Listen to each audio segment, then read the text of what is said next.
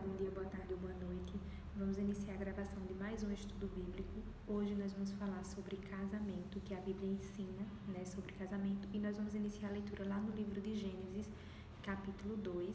Gênesis, capítulo 2, e vamos fazer a leitura inicial do versículo 18 ao 24, que nos diz assim: E disse o Senhor Deus: Não é bom que o homem esteja só, far-lhe-ei uma ajudadora idônea para ele.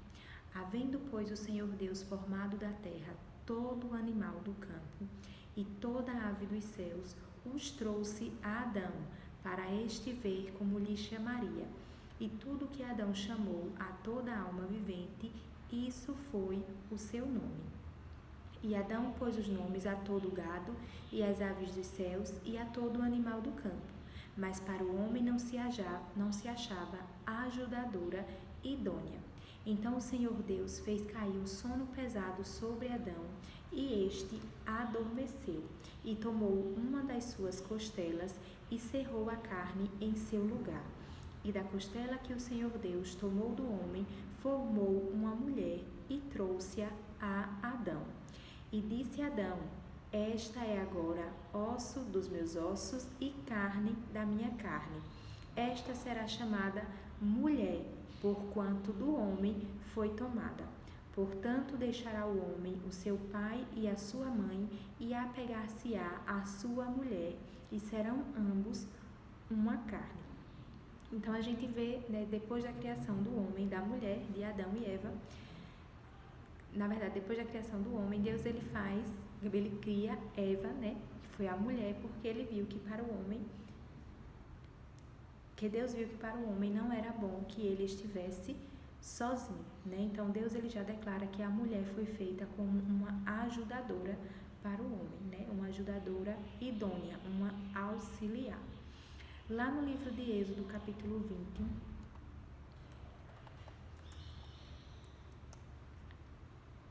20, Êxodo capítulo 20, nós vamos fazer a leitura do versículo 14, que nos diz assim: Não adulterarás. Entre os mandamentos que Deus tinha feito lá para o seu povo, ele solicitava que o homem não adulterasse. Ou seja, se o homem estava casado, que ele continuasse a se relacionar apenas com sua esposa. Vamos agora para o livro de Levítico, capítulo 18. Levítico capítulo 18, vamos fazer a leitura do versículo 20, que nos diz assim: Levítico 18, 20. Nem te deitarás com a mulher de teu próximo para a cópula, para te contaminares com ela. A solicitação do Senhor que o homem ele só coabitasse mais uma vez com sua esposa e não tivesse relações com outras mulheres. Vamos lá para o livro de Deuteronômio, capítulo 24.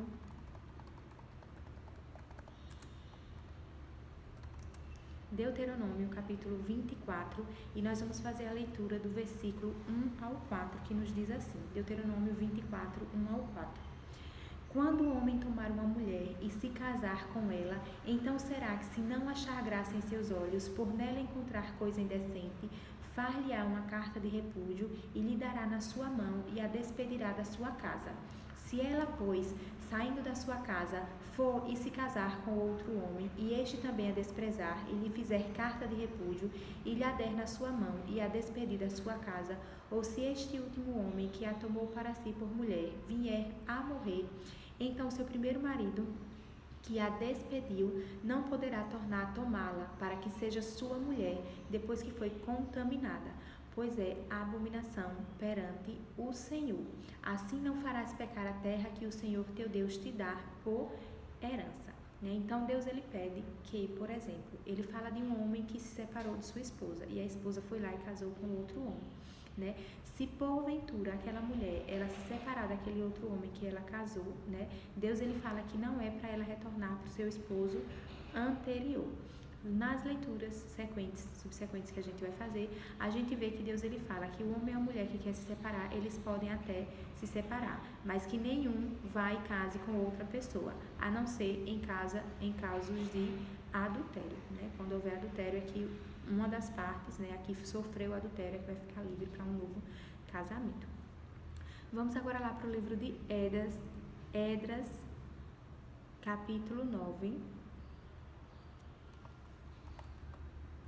Esdras, capítulo 9, fazer a leitura do versículo 1 ao 2, que nos diz assim: Acabados, pois, estas coisas, chegaram-se a mim os príncipes, dizendo: O povo de Israel, os sacerdotes e os levitas, não se têm separado dos povos destas terras, seguindo as abominações dos cananeus, dos heteus, dos perizeus, dos jebuseus, dos amonitas, dos moabitas, dos egípcios.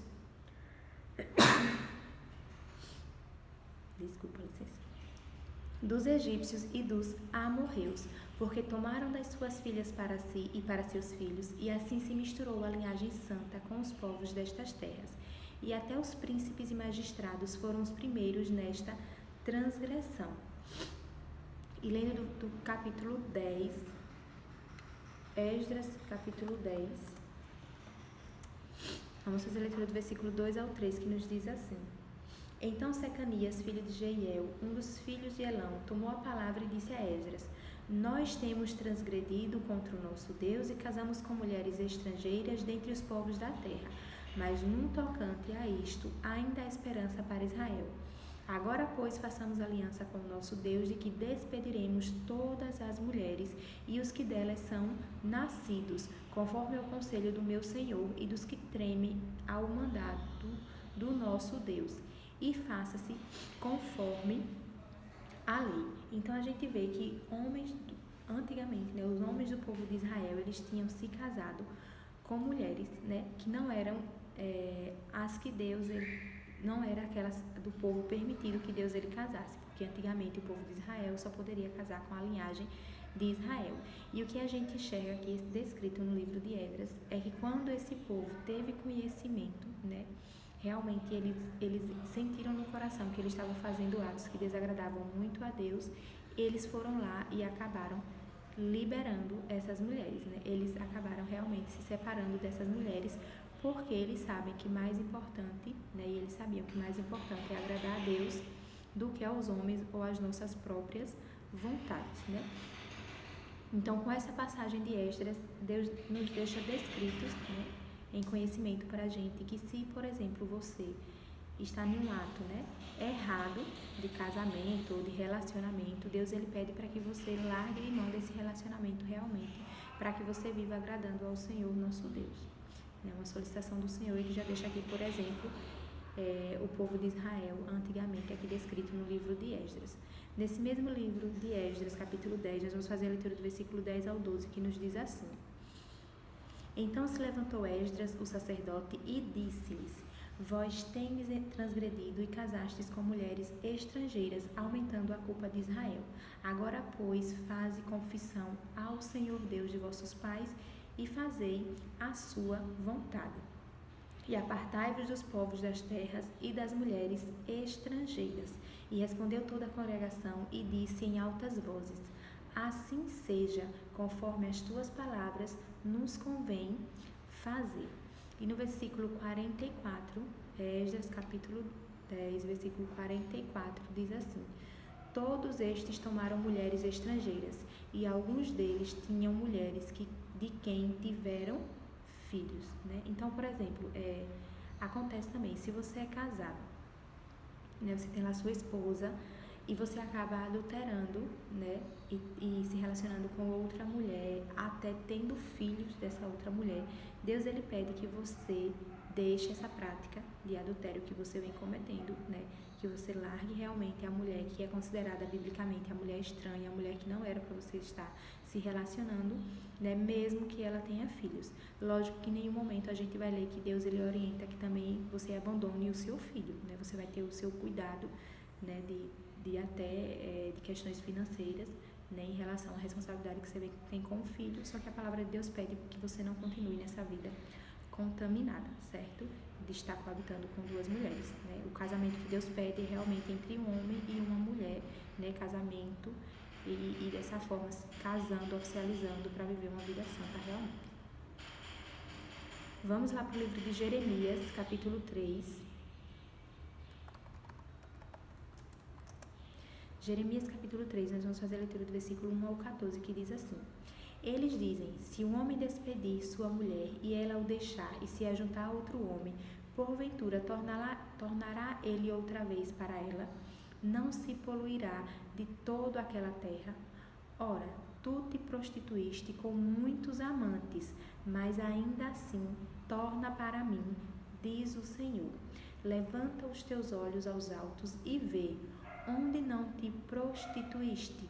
Nos caminhos te assentavas para eles, como árabe no deserto. Assim poluíste a terra com as tuas fornicações e com a tua malícia. Por isso foram retiradas as chuvas e não houve chuva seródia. Mas tu tens a fronte de uma prostituta e não queres ter vergonha. Ao menos desde agora não chamarás por mim, dizendo: Pai meu, tu és o guia da minha mocidade? Conservará ele para sempre a sua ira, ou aguardará continuamente? Eis que tens falado e feito quantas maldades pudeste. Disse mais o Senhor nos dias do rei Josias: visto que fez a rebelde Israel, ela foi a todo monte alto e debaixo de toda árvore verde, e ali andou prostituindo-se.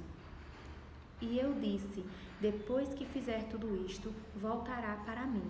Mas não voltou, e viu isto a sua leivosa irmã Judá. E vi que por causa de tudo isto, por ter cometido adultério, a rebelde Israel a despedi e lhe dei a sua carta de divórcio, que a leivosa Judá, sua irmã, não temeu, mas se foi e também ela mesma se prostituiu. E sucedeu que pela fama da sua prostituição contaminou a terra, porque adulterou com a pedra e com a madeira. E contudo, apesar de tudo isso, a sua leivosa irmã Judá não voltou para mim de todo o seu coração, mas falsamente, diz o Senhor. E o Senhor me disse: já a rebelde Israel mostrou-se mais justa do que a leivosa Judá. Vai, pois, e apregou estas palavras para o lado norte e dize: volta, ó rebelde Israel, diz o Senhor, e não farei cair a minha ira sobre ti, porque misericordioso sou, diz o Senhor, e não conservarei para sempre a minha ira. Somente reconhece a tua iniquidade, que transgrediste contra o Senhor teu Deus e estendeste os teus caminhos aos estranhos, debaixo de toda a árvore verde, e não deste ouvidos à minha voz, diz o Senhor. Convertei-vos, ó filhos rebeldes, diz o Senhor, pois eu vos desposei e vos tomarei a um de uma cidade e a dois de uma família, e vos levarei a Sião. Então, é interessante como a misericórdia de Deus ela nos alcança, né? Porque essa passagem, eu acho uma passagem linda da palavra de Deus, porque Deus ele reconhece realmente, né, que pessoas que se prostituíram, né, que pessoas que cometeram atos indecentes diante de Deus, ele está declarando que ele aceita essas pessoas novamente, se elas se arrependerem realmente do que fizeram de errado e desagradaram a Deus, né? Então, é realmente uma passagem muito especial nesse livro de Jeremias. No versículo 15 ainda diz: E dar-vos-ei pastores segundo o meu coração, os quais vos apacentarão com ciência e inteligência, né? Então, para as pessoas que querem fugir, por exemplo, de um ato de adultério errado, né, que está aí nessa vida que entristece muito ao Senhor nosso Deus, é como se Deus estivesse orientando você, né, a buscar uma congregação e realmente a ouvir, né, aquelas pessoas que leem da palavra para ser direcionado para uma vida santa diante do Senhor. Nesse mesmo livro, Jeremias capítulo 3, nós vamos fazer a leitura do versículo 17 ao 20, que diz assim: Naquele tempo chamarão a Jerusalém o trono do Senhor, e todas as nações se ajuntarão a ela em nome do Senhor em Jerusalém, e nunca mais andarão segundo o propósito do seu coração maligno. Naqueles dias andará a casa de Judá com a casa de Israel, e virão juntas da terra do norte para a terra que dei em herança a vossos pais. Mas eu dizia: como te porei entre os filhos, e te darei a terra desejável, a excelente herança dos exércitos das nações. Mas eu disse: tu me chamarás meu pai, e de mim não te desviarás. Deveras como mulher se aparta aleivosamente do seu marido, assim aleivosamente te houveste comigo, ó casa de Israel, diz o Senhor. E no versículo 22 diz: Voltai, ó filhos rebeldes, eu curarei as vossas rebeliões. Eis-nos aqui, vimos a ti, porque tu és o Senhor, nosso Deus. Amém. E glória a Deus por isso, né? Vamos lá agora para o livro de Mateus, capítulo 5. Mateus, capítulo 5.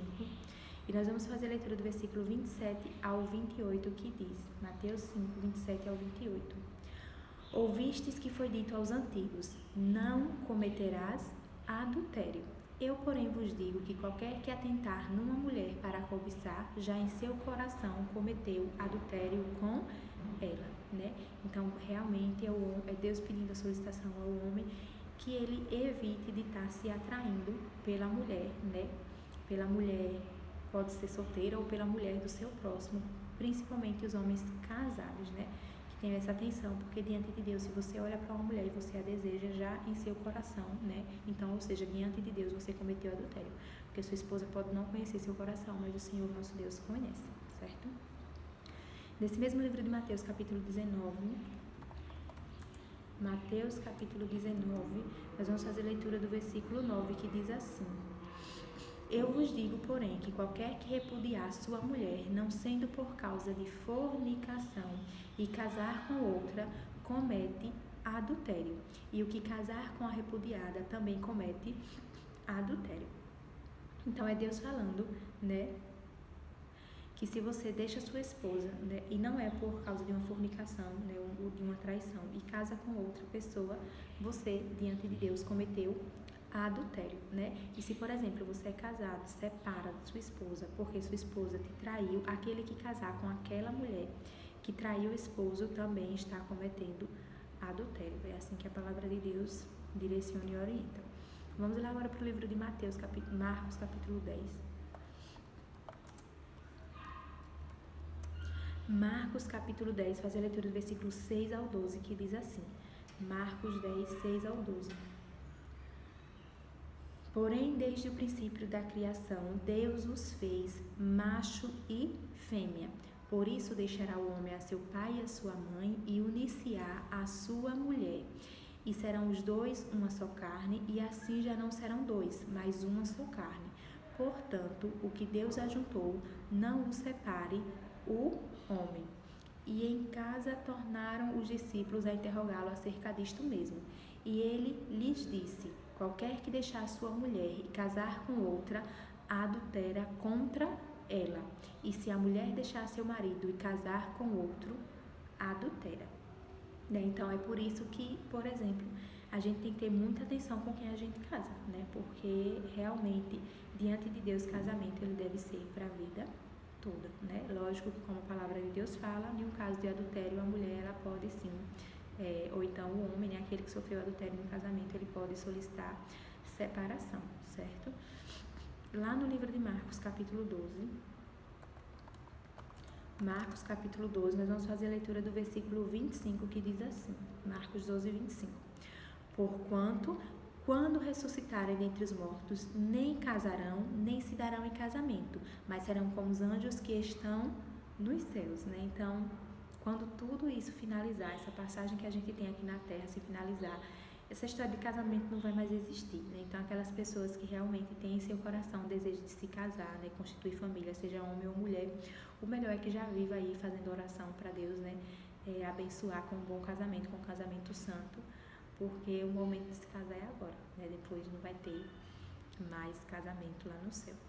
Lá no livro de Romanos, agora casar, lógico, né? Da forma correta diante de Deus. Macho e fêmea, homem e mulher, né? E que para viver um casamento santo, não o homem adulterando, né? Se relacionando com outras mulheres fora do casamento, e nem muito menos a mulher também se relacionando com outros homens fora do casamento, né? Deus, ele pede realmente um casamento santo diante dele. Lá no livro de Romanos, capítulo 7, nós vamos fazer a leitura do versículo 3, que nos diz: de sorte que, vivendo o marido, será chamada adúltera se for de outro homem, mas morto o marido, livre está da lei, e assim não será adúltera se for de outro marido, né? Outro caso que é permitido que o cônjuge, a pessoa que foi casada se case novamente, é se o seu o seu companheiro ou a sua companheira vier a falecer, né? Sendo assim, Deus ele permite que essa pessoa também se case novamente. Lá no livro de Romanos, agora com uma ressalva, né? Porque Deus ele pede, se você é viúva, por exemplo, fica viúva, e você parece que já tem mais de 65 anos, se eu não me engano, é essa a idade.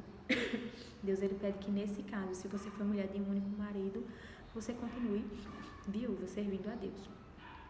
Lá no livro de Romanos, capítulo 13, vamos fazer a leitura do versículo 7, que nos diz: portanto, dai a cada um o que deveis, a quem tributo, tributo, a quem imposto. Romanos, capítulo 13. Romanos 13, 7. Desculpa, é 7. Portanto, dai a cada um o que deveis, a quem tributo, tributo, a quem imposto, imposto, a quem temor, temor, e a quem honra, honra. Vamos lá agora para o livro de 1 Coríntios, capítulo 6. 1 Coríntios 6, 1 Coríntios capítulo 6, nós vamos fazer a leitura do versículo 15 ao 16, que diz: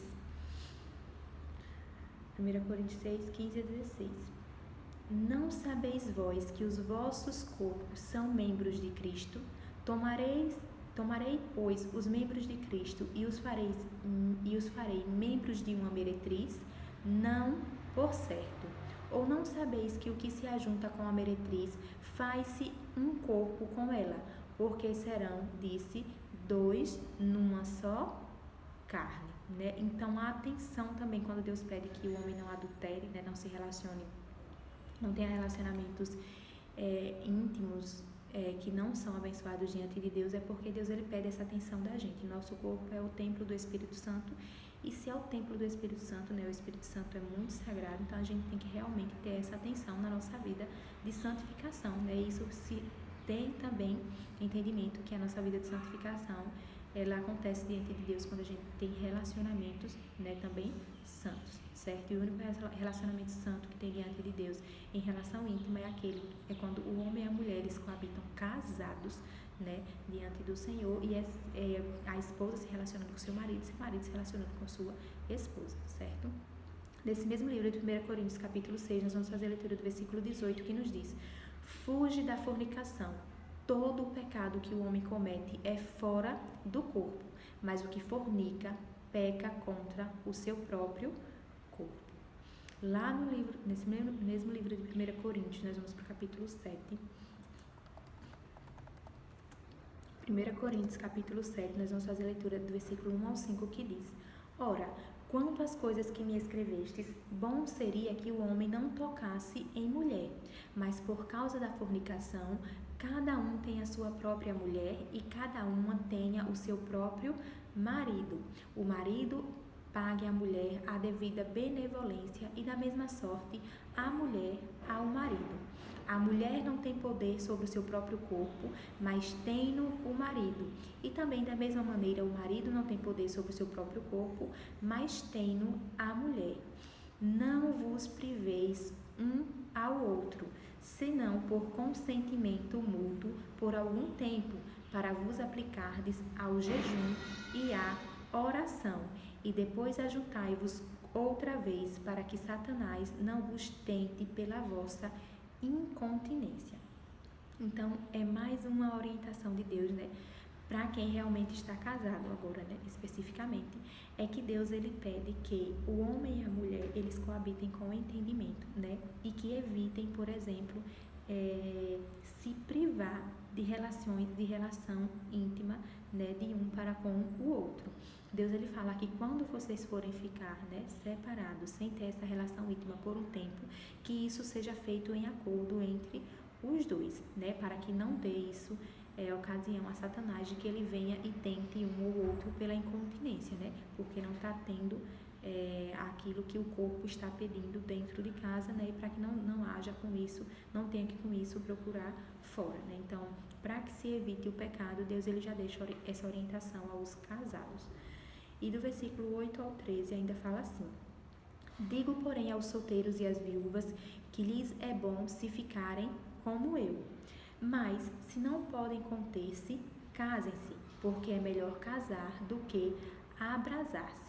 Todavia, aos casados mando, não eu, mas o Senhor, que a mulher não se aparte do marido.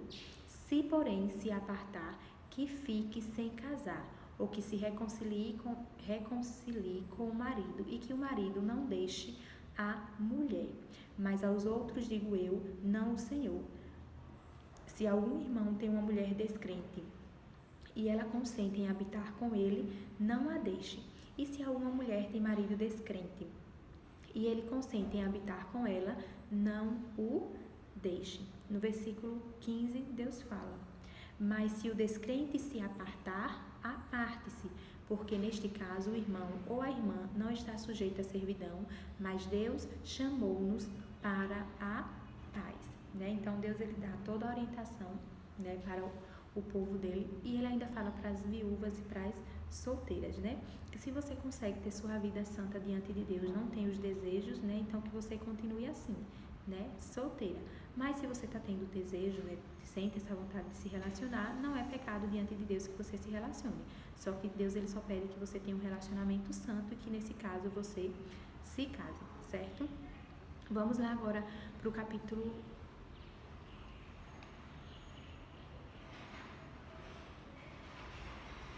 1 Coríntios, nesse mesmo capítulo 7, nós vamos fazer a leitura do versículo 25 ao 28, que diz: ora, quanto às virgens, não tenho mandamento do Senhor, dou, porém, o meu parecer, como quem tem alcançado misericórdia do Senhor para ser fiel.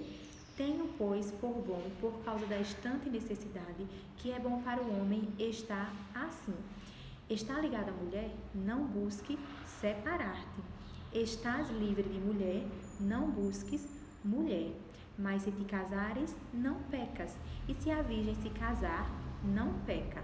Todavia os tais terão tribulações na carne, e eu quereria poupar-vos. Essa é a orientação bíblica que temos. Nesse mesmo capítulo, 1 Coríntios, capítulo 7, nós vamos fazer a leitura do versículo 32 ao 35, que diz: e bem quisera eu que estivessem sem cuidado. O solteiro cuida das coisas do Senhor, em como há de agradar ao Senhor. Mas o que é casado cuida das coisas do mundo, em como há de agradar à mulher. Há diferença entre a mulher casada e a virgem. A solteira cuida das coisas do Senhor para ser santa, tanto no corpo como no espírito. Porém, a casada cuida das coisas do marido, em como há de agradar ao marido. E digo isto para proveito vosso, não para vos enlaçar, mas para o que é decente e conveniente, para vos unirdes ao Senhor, sem distração alguma. Nesse mesmo livro, 1 Coríntios, capítulo 7, nós vamos fazer a leitura do versículo 39 ao 40, que diz: a mulher casada está ligada pela lei todo o tempo em que o seu marido vive, mas se falecer o seu marido, fica livre para casar com quem quiser, contanto que seja no Senhor. Será, porém, mais bem-aventurada se ficar assim, segundo o meu parecer, e também eu cuido que eu tenho o Espírito de Deus, Então ele fala que aquela que perde o marido chega a falecer, está livre para se casar, Só deixa essa ressalva, que contanto que seja no Senhor, que a pessoa que você vai casar tem os mesmos princípios de vida que o seu. Vamos lá agora, 1 Coríntios, capítulo 11.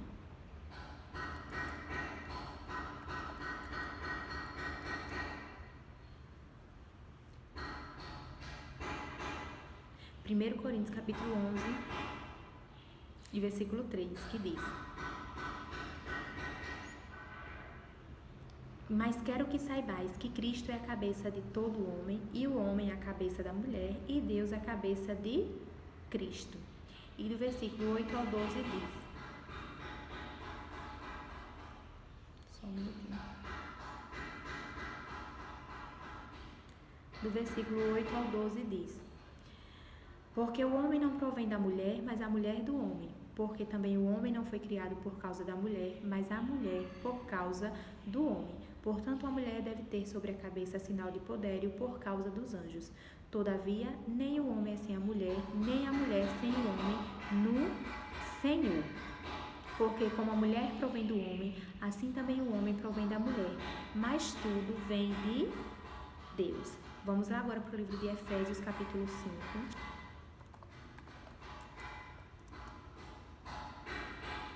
Efésios capítulo 5, fazer a leitura do versículo 22 ao 30, que diz: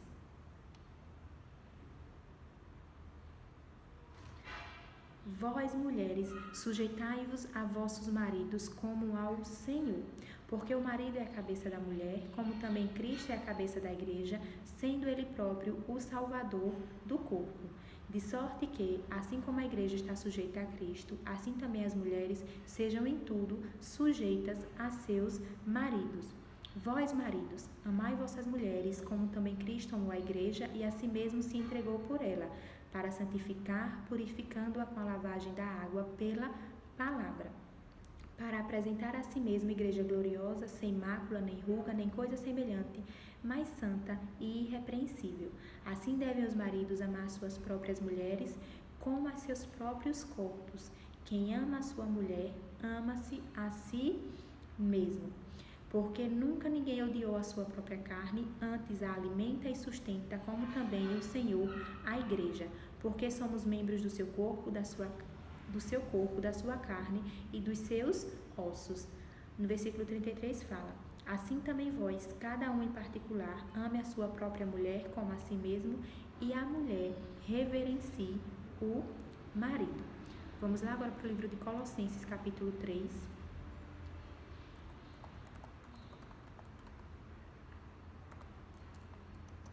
Colossenses capítulo 3, faz a leitura do versículo 18 ao 19, que diz: Vós, mulheres, estáis sujeitas a vossos próprios maridos, como convém no Senhor. Vós, maridos, amai as vossas mulheres e não vos irriteis contra elas. No livro de 1 Timóteo capítulo 2.